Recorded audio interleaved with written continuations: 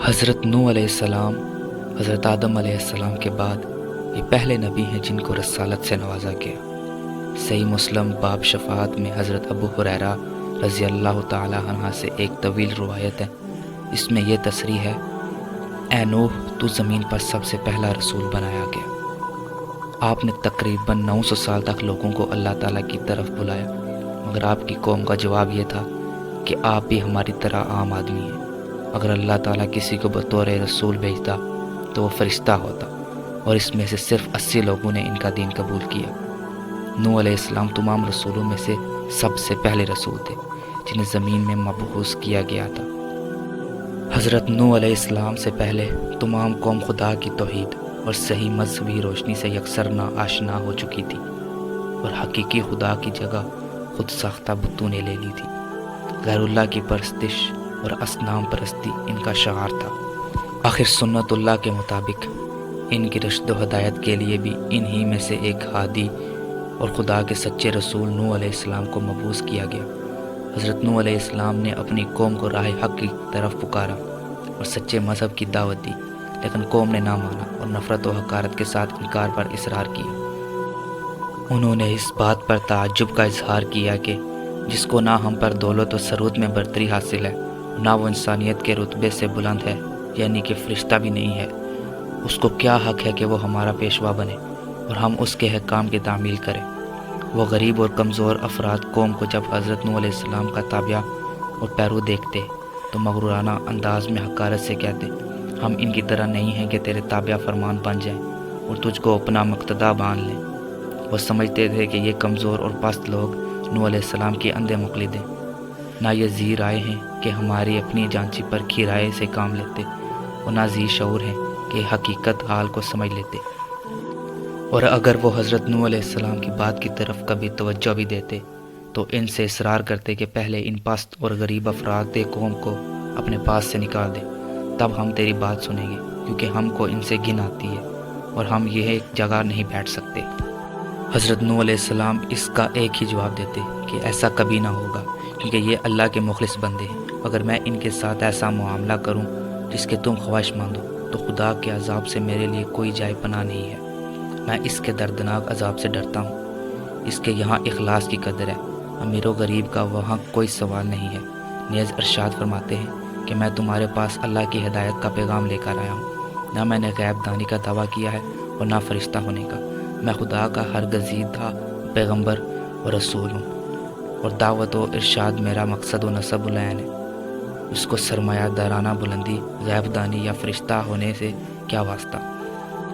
یہ کمزور و نادار افراد قوم جو خدا پر سچے دل سے ایمان لائے ہیں، تمہاری نگاہ میں اس لیے حقیر و ذلیل ہیں کہ وہ تمہاری طرح صاحب دولت و مال نہیں ہیں، اور اسی لیے تمہارے خیال میں یہ نہ خیر حاصل کر سکتے ہیں اور نہ سعادت، کیونکہ یہ دونوں چیزیں دولت و حشمت کے ساتھ، نہ کہ نقبت و فلاس کے ساتھ۔ سو واضح رہے کہ خدا کی سعادت و خیر کا قانون ظاہری دولت و حشمت کے تابع نہیں ہے، اور نہ اس کے یہاں سعادت و ہدایت کا حصول و ادراک سرمایہ کی رونق کی زیر اثر ہے، بلکہ اس کے برعکس طمانینت نفس، رضا الہی، غنائے قلب اور اخلاص نیت و عمل پر موقوف ہے۔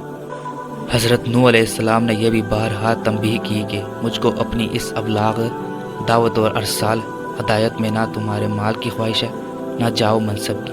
میں اجرت کا طلبگار نہیں ہوں۔ اس خدمت کا حقیقی اجر و ثواب تو اللہ ہی کے ہاتھ میں ہے، اور وہی بہترین قدردان ہے۔ غرض صورت خود حق و تبلیغ کے ان تمام مکالموں، مناظروں اور پیغامات حق کے ان ہی ارشادات عالیہ کا ایک غیر فانی ذخیرہ ہے۔ سورہ ہود کی آیت نمبر 6، اس کا ترجمہ ہے: اس پر قوم کے ان سرداروں نے جنہوں نے کفر کی راہ اختیار کی تھی کہا، ہم تو تم میں اس کے سوا کوئی بات نہیں دیکھتے کہ ہماری ہی طرح کے ایک آدمی ہو، اور جو لوگ تمہارے پیچھے چلے ہیں ان میں بھی ان لوگوں کے سوا کوئی دکھائی نہیں دیتا جو ہم میں ذلیل و حقیر ہیں اور بے سوچے سمجھے تمہارے پیچھے ہو لیے ہیں۔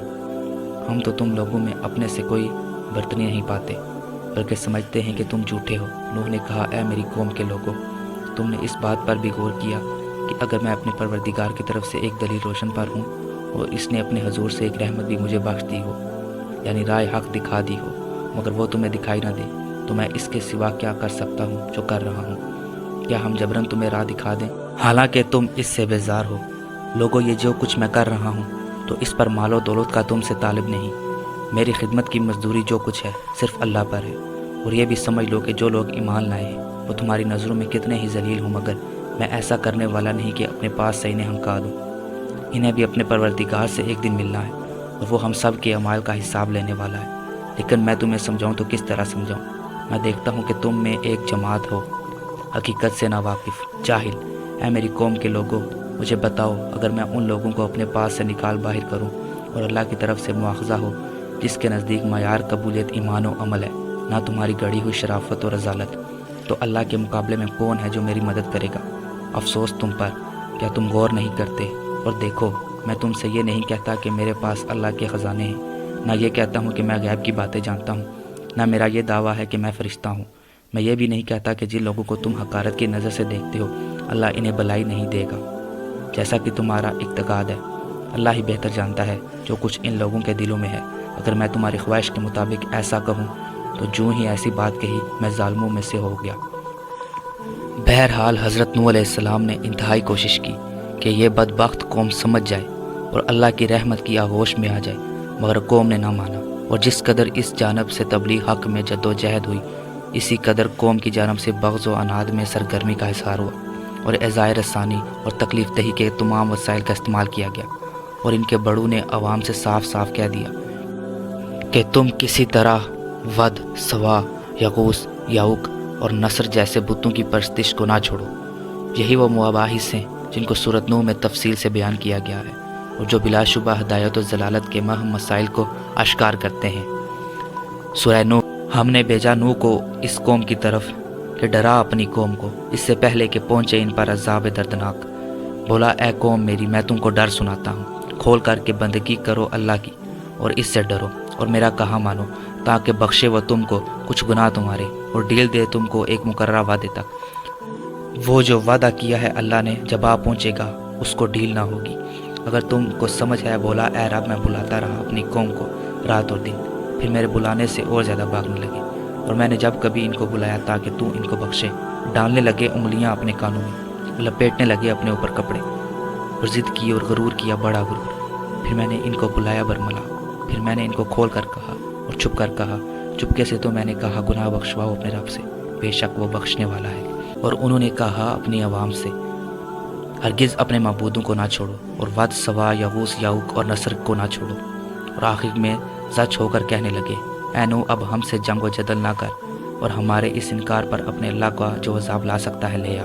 وہ کہنے لگے، اے نوح، تو نے ہم سے جھگڑا کیا اور بہت جھگڑا کیا، اب اس کو ختم کر، اور جو تو نے ہم سے عذاب الہی کا وعدہ کیا ہے وہ لے کر آ اگر تم سچے ہو۔ حضرت نوح علیہ السلام نے یہ سن کر ان کو جواب دیا کہ عذاب الہی میرے قبضے میں نہیں ہے، وہ تو اس کے قبضے میں ہے جس نے مجھ کو رسول بنا کر بھیجا ہے۔ نوح نے کہا، ضرور، اگر اللہ چاہے گا تو اس عذاب کو بھی لے آئے گا، اور تم اس کو تھکا دینے والے نہیں ہو۔ بہرحال جب قوم کی ہدایت سے حضرت نوح علیہ السلام بالکل مایوس ہو گئے اور اس کی باطل کوشی ان پر واضح ہو گئی، اور قرآن تصریح کے مطابق 950 سال کی دعوت و تبلیغ کا ان پر کوئی اثر نہ دیکھا تو سخت ملول اور پریشان خاطر ہوئے، تب اللہ تعالیٰ نے ان کی تسلی کے لیے فرمایا، اور نوح پر وحی کی گئی کہ جو ایمان لے آئے وہ لے آئے، اب ان میں سے کوئی ایمان لانے والا نہیں ہے، بس ان کی حرکات پر غم نہ کر۔ جب حضرت نوح علیہ السلام کو یہ معلوم ہو گیا کہ ان کے ابلاغ حق میں کوتاہی نہیں ہے بلکہ خود نہ ماننے والوں کی استعداد کا قصور ہے اور ان کی اپنی سرکشی کا نتیجہ، تب ان کے اعمال اور کمینہ حرکات سے متاثر ہو کر اللہ تعالیٰ کی درگاہ میں یہ دعا فرمائی، اے پروردگار، تو کافروں میں سے کسی کو بھی زمین پر باقی نہ چھوڑ، اگر تو ان کو یوں ہی چھوڑ دے گا تو یہ تیرے بندوں کو بھی گمراہ کریں گے اور ان کی نسل بھی انہی کی طرح نافرمان پیدا ہوگی۔